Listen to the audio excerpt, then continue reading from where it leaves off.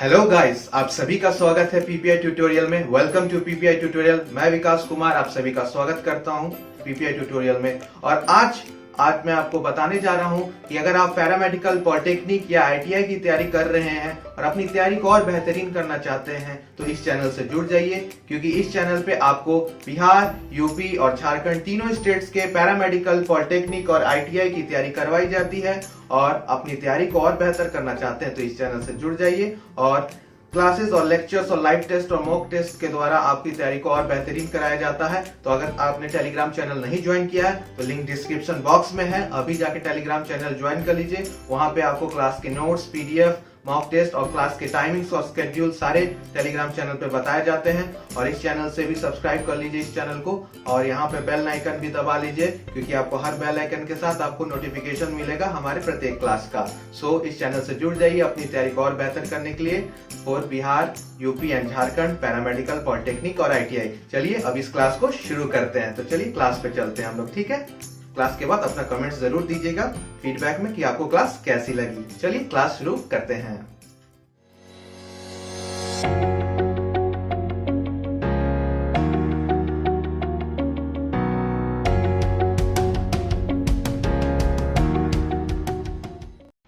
आप सभी का वेलकम है पीपीआई ट्यूटोरियल पे। Welcome to PPI tutorial. और मैं विकास कुमार आप सभी का स्वागत करता हूं आपके अपने ही यूट्यूब चैनल पीपीआई ट्यूटोरियल पे। और आज की इस वीडियो में आपने सही देखा, हम लोग डिस्कस करने वाले हैं VVI questions for polytechnic and paramedical. So इस पर्टिकुलर वीडियो में मैंने लिया है केमिस्ट्री के क्वेश्चंस, जो कि 2014 के पैरामेडिकल, डेंटल की कहिए या PMM कहिए अब न्यू भाषा में, बिहार गवर्नमेंट का। सो वहाँ के क्वेश्चंस मैंने कराए हैं। तो क्वेश्चंस बहुत ही इजी हैं, बहुत अच्छे तरीके से करना, और वीवीआई भी हैं और वेरी वेरी इंपॉर्टेंट। तो इसको अच्छे से कीजिएगा आप लोग सभी, चाहे आप लोग यूपी, झारखंड, बिहार किसी भी स्टेट्स के लिए हो। पैरामेडिकल, पॉलिटेक्निक और आईटीआई तीनों के लिए बहुत इंपॉर्टेंट है, ठीक है। क्योंकि सबका कॉमन सिलेबस होता है, वो है आपका NCERT, ठीक है। तो NCERT बहुत इंपॉर्टेंट है। तो चलिए समय ना गवाते हुए क्लास को शुरू करते हैं। और क्लास के बाद अगर क्लास अच्छी लगी हो तभी चैनल को लाइक और सब्सक्राइब करना। चलिए तो क्लास में चलते हैं। सो पहला क्वेश्चन आपसे यहाँ पे ये पूछा जा रहा है कि आपका the components of brass are. ये बहुत बार प्रश्न पूछा गया है, ये पैरामेडिकल्स में भी प्रश्न बहुत बार आ चुका है, पॉलिटेक्निक में भी, PE और PE में भी बहुत बार ये प्रश्न आ चुका है। ब्रास के ऊपर यानी एलॉयस, मिश्र धातुओं के ऊपर बहुत बार ये प्रश्न आ चुका है, ठीक है। तो मिश्र धातु बहुत इंपॉर्टेंट है। तो यहाँ पे the components of brass are, पीतल के घटक हैं तांबा और टीन, तांबा तथा जस्ता, तांबा तथा निकिल, उपयुक्त से कोई नहीं, यानी copper, tin, copper, nickel, copper, zinc, none of this above. So brass क्या है? एक मिश्र धातु है। क्या है? एक मिश्र धातु है। किस चीज का मिश्र धातु है ये? आपका कॉपर प्लस जिंक का। चलिए अब इसका परसेंटेज भी बता दीजिए, क्योंकि पैरामेडिकल में तो इतना सवाल आसान पूछेगा नहीं, उसमें परसेंटेज भी पूछता है। तो कितने मात्रा में होता है आपको ये भी बताना है। सो आपको परसेंटेज कमेंट्स में करके भेजना है कि कितना आपका परसेंटेज होगा। तो जल्दी जल्दी परसेंटेज बता दीजिए। तो करेक्ट परसेंटेज होगा पैरामेडिकल्स के लिए 80 और 20%, ठीक है। 80 और 20% ब्रास में, ठीक है। अब आपका ब्रॉन्ज में बताइए कौन कौन से तत्व रहते हैं और कितने प्रतिशत में रहते हैं, ये कमेंट्स में कीजिएगा। आप लोग कमेंट्स में लिख के टाइप कीजिएगा। फिर आपका शोल्डर एलॉय में आपको बताना है, ठीक है। फिर आपको बताना है आपका गन मेटल में बताइएगा।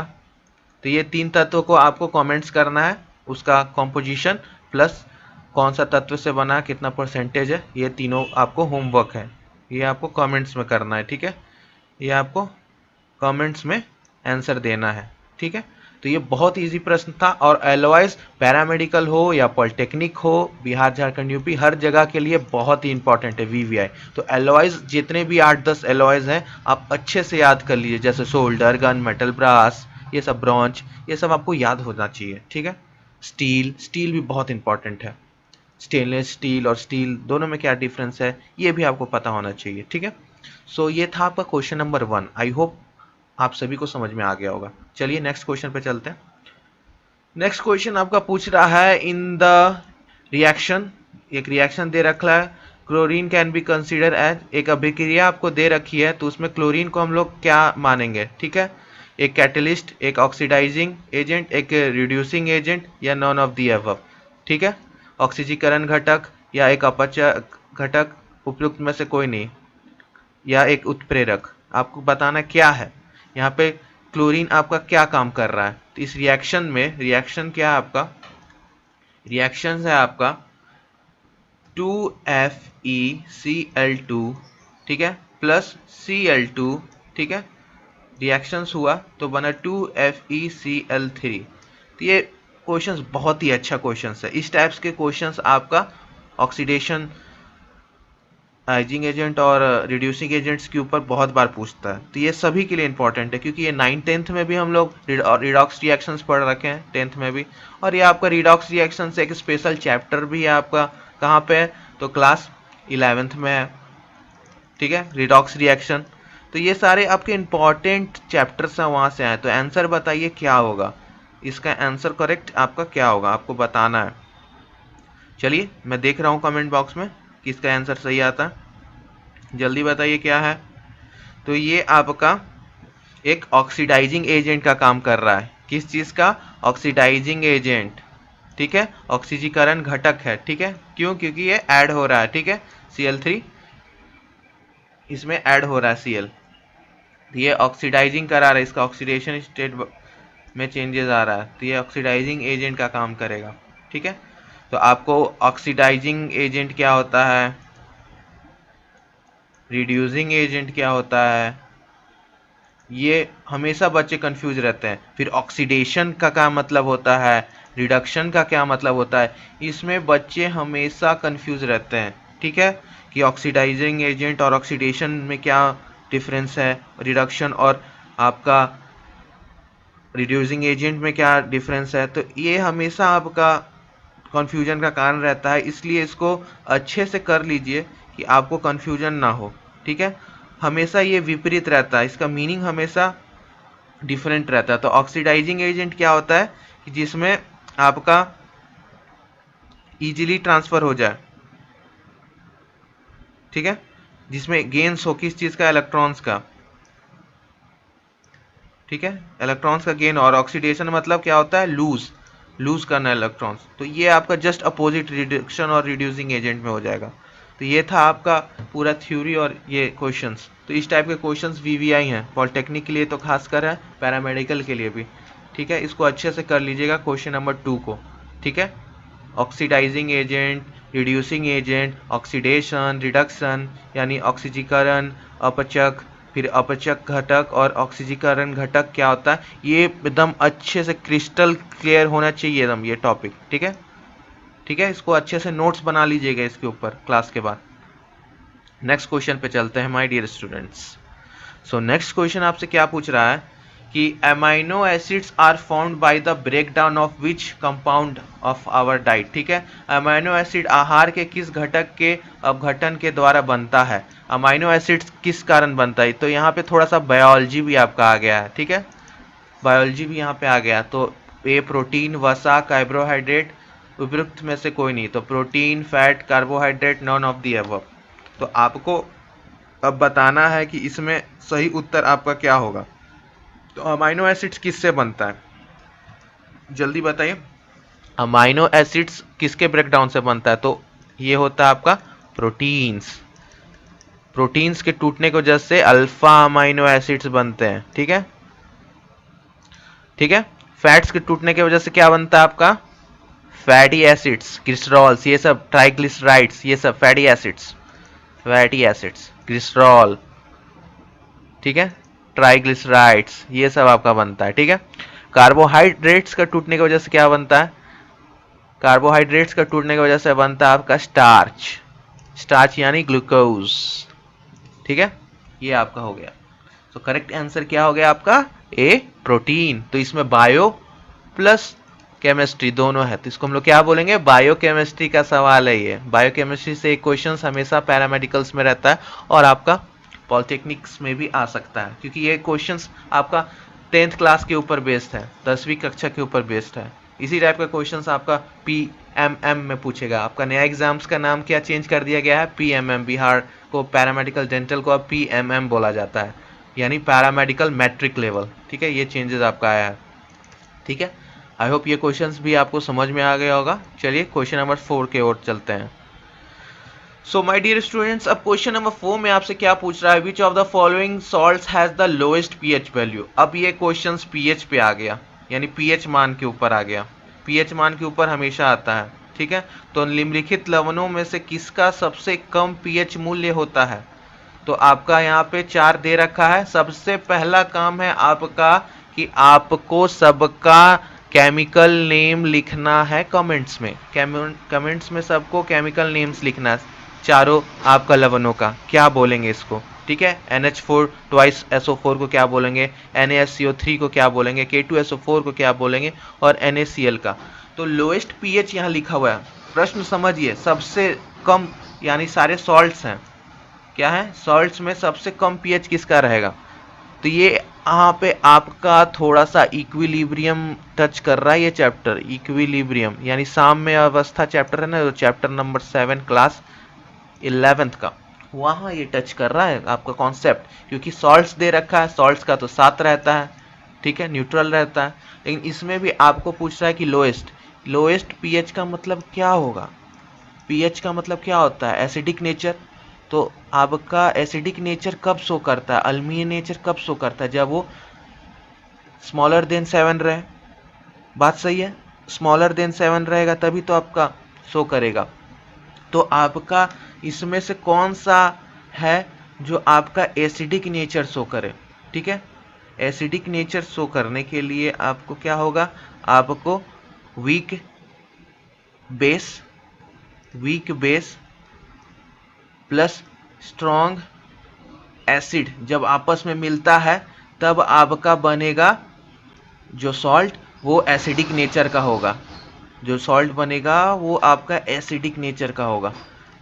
तो यहाँ पर जो ए ऑप्शन है ये आपका सही है, क्योंकि ये H2SO4 और आपका H2SO4 प्लस NH4OH से बनकर मिला है। तो ये आपका स्ट्रॉन्ग एसिड है, मजबूत अम्ल है, और ये आपका वीक क्षार्य है। ठीक है, वीक बेस है। तो ये आपका बनाएगा सबसे lowest pH.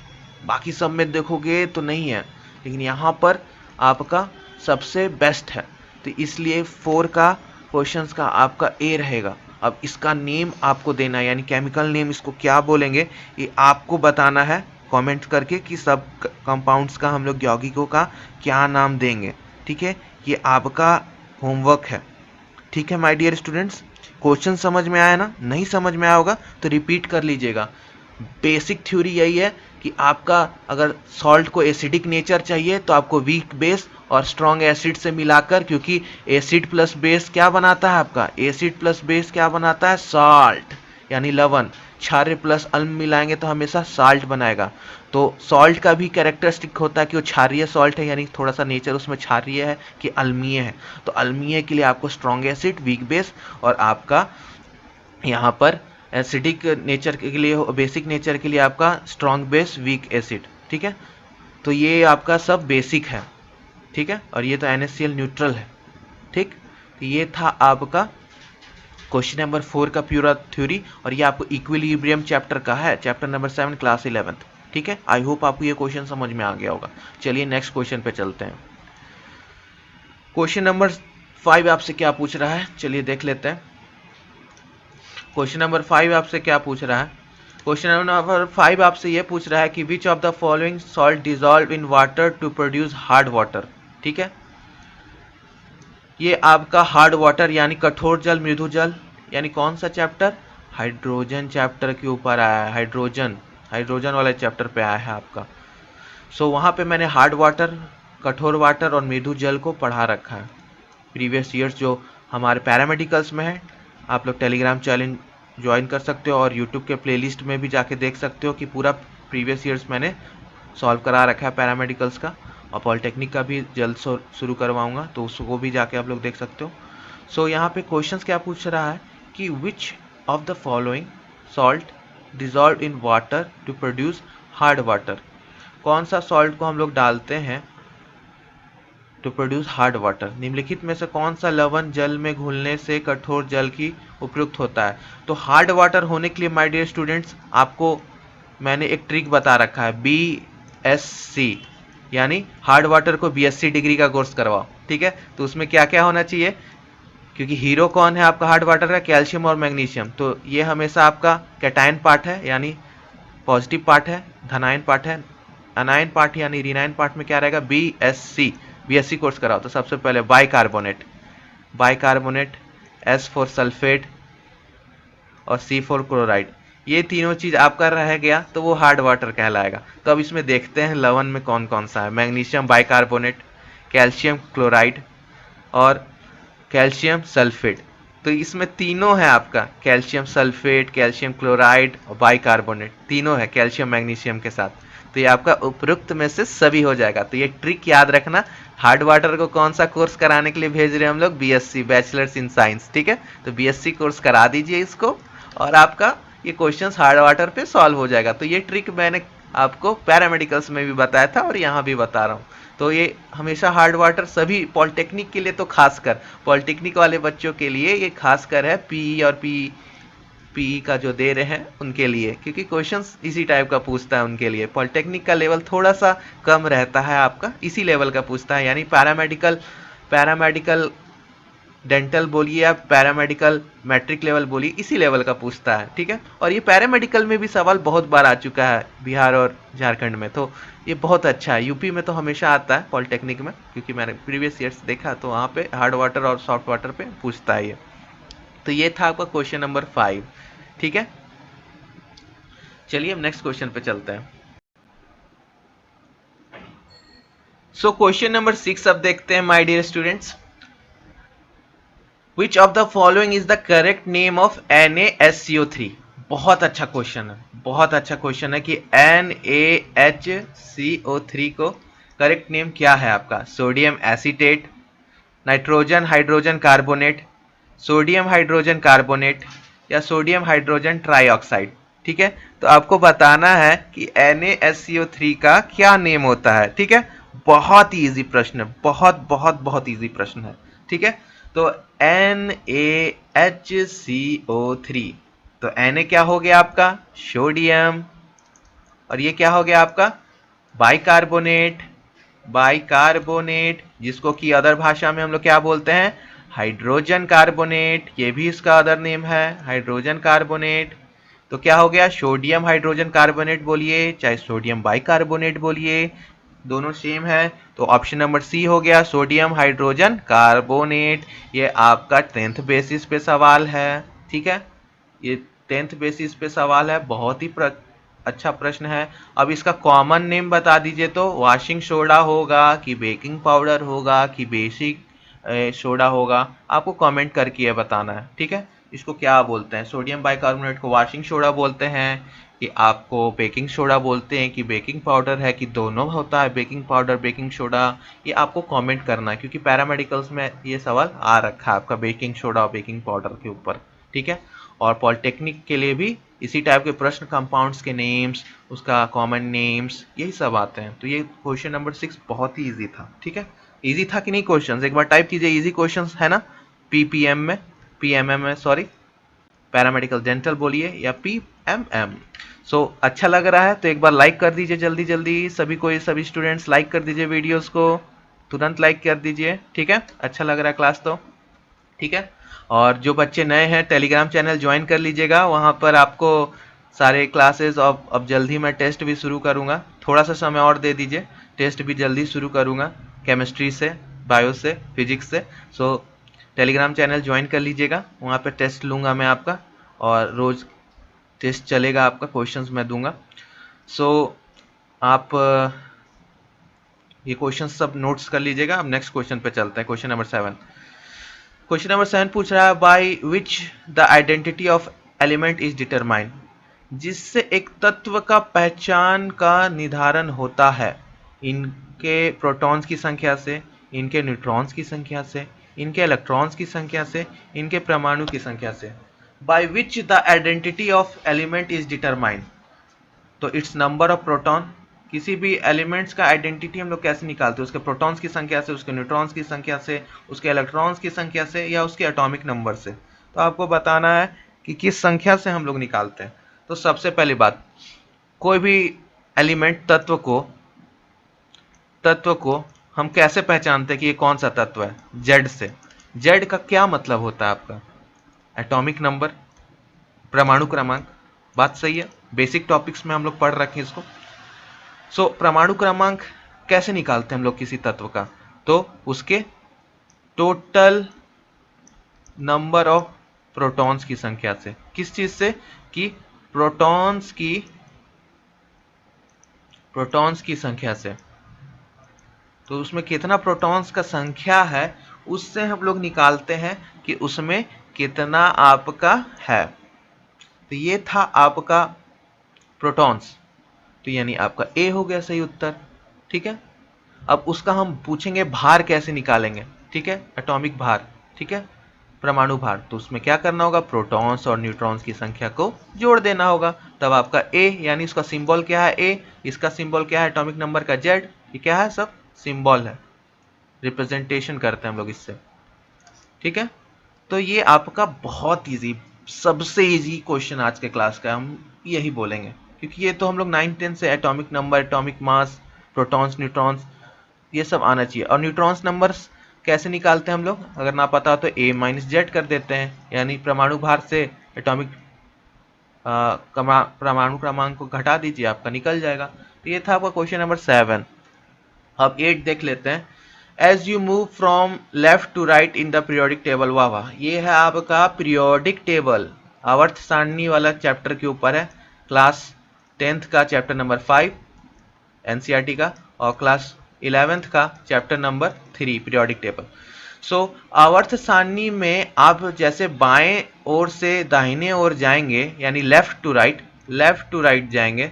Left to right का मतलब क्या हो गया? ये आपका आवर्त सारणी हो गया। ठीक है, तो इस वे में जा रहे हैं, ये लेफ्ट है और इधर राइट है। ठीक है, सो आपको बताना है तब तत्व कैसे रहेंगे? सॉलिड रहेंगे, मोर कंडक्टिव रहेंगे, लिक्विड रहेंगे, या लेस मेटालिक रहेंगे? तो आपको बताना है कि सही उत्तर क्या होगा।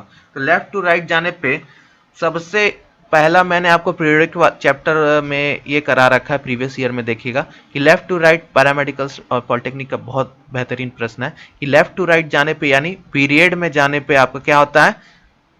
इधर आपका मेटालिक, नॉन मेटालिक कैरेक्टर बढ़ता है। क्यों बढ़ता है?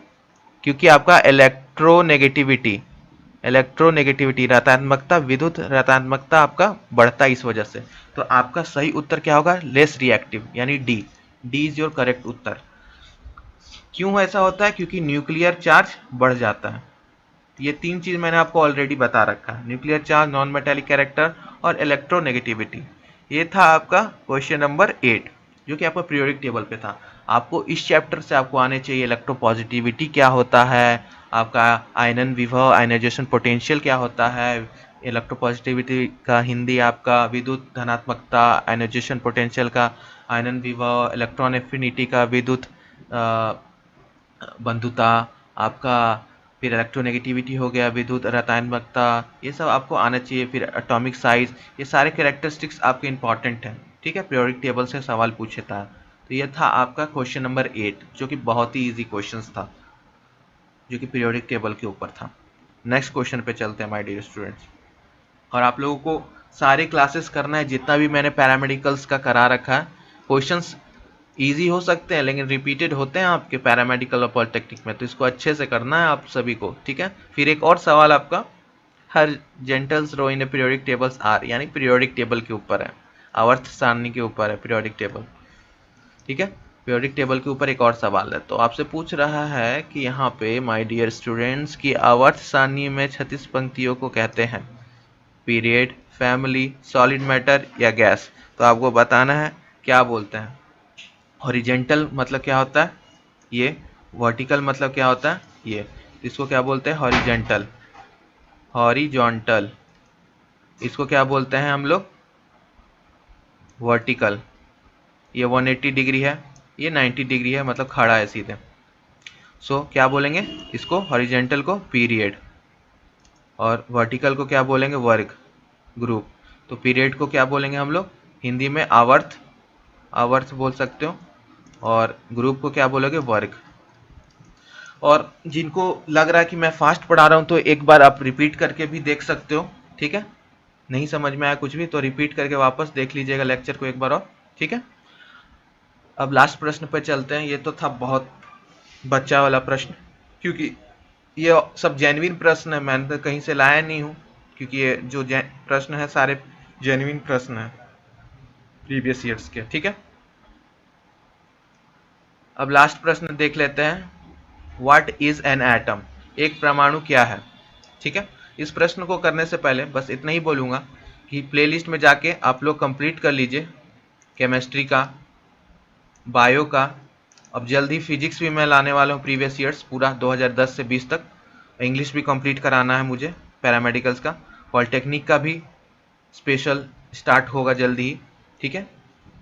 सो केमिस्ट्री बायो तो करा रखा हूँ, पैरामेडिकल्स का आपका पीपीएम का भी चल रहा है केमिस्ट्री बायो, ठीक है। फिजिक्स भी कराऊंगा जल्दी से, इंग्लिश भी कराऊंगा। इतना आपको कर लेना है, ठीक है यहाँ से। और जल्दी ही अदर सब्जेक्ट्स भी स्टार्ट करूंगा, ठीक है। लेकिन पहले इतना तो हो जाए, उसके बाद ही इतना कर लो तो आपका यहीं पे 25 क्वेश्चंस तो यहीं से हो जाएंगे जितना भी करा रहा हूँ। सो चलिए क्वेश्चंस पे आ जाते हैं हम। So what is an atom, atoms क्या है आपका, एक परमाणु क्या है। एक परमाणु क्या है आपका, एक तत्व का सबसे बड़ा हिस्सा है, एक तत्व का सबसे छोटा हिस्सा है, एक नाभिक का हिस्सा है, या उपयुक्त में से कोई नहीं। तो एटम क्या है, एटम क्या है, एक ये एटम है, न्यूक्लियस और ये सराउंडिंग्स। तो एक लार्जेस्ट पार्ट ऑफ एलिमेंट, तत्व का सबसे बड़ा part. Smallest part of an element कि आपका the part of a nucleus, none of the above. तो तत्व का सबसे छोटी इकाई को हम लोग एटम बोलते हैं, क्या बोलते हैं, परमाणु। तो सबसे छोटी इकाई को बोलते हैं, ठीक है। तो एटम सबसे smallest particle of an element, उससे छोटा कुछ नहीं होता, ठीक है। सबसे छोटा पार्ट क्या रहता है किसी भी तत्व का, परमाणु, ठीक है। ये बेसिक टॉपिक्स पे क्वेश्चंस था, बहुत ही इजी क्वेश्चंस था, ठीक है। तो ऐसा क्वेश्चंस आपको आते हैं एग्जाम्स में, तो अच्छे से कर लीजिएगा इसको। कैसी लगी वीडियोस आपको, अच्छी लगी तो चैनल को सब्सक्राइब कर लीजिएगा और शेयर जरूर कीजिएगा चैनल को, आपकी सपोर्ट की बहुत ज़रूरत है हमें। शेयर कीजिएगा अगर आपको अच्छी लगी क्लासेस तो।